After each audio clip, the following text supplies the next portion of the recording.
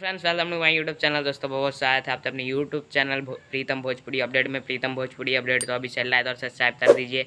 तो दोस्तों मैं खबर लेते आ रहे थे खेसारी लाल यादव जी से जुड़ी हुई खबर। दोस्तों खेसारी लाल यादव का बहुत ही कमाल का गाना तो लेकर है और गाने का नाम है ताड़ी पीते। जी हाँ दोस्तों, इसका रिलीज डेट मैं इस वीडियो में बताने वाला हूँ, तो आप लोग अंत तक जरूर देखिए। तो चलिए वीडियो स्टार्ट करते हैं। दोस्तों गाने का नाम है ताड़ी पीते, जिससे गाया है हिट मशीन खेसारी लाल यादव जी ने।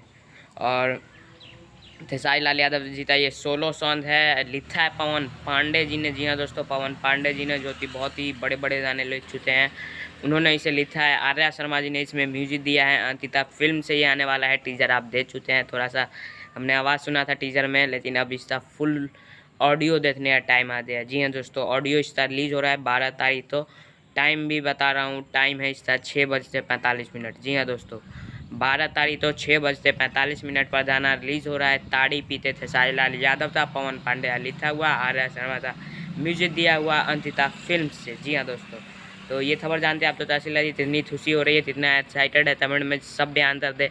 तो जय हिंद, जय भारत।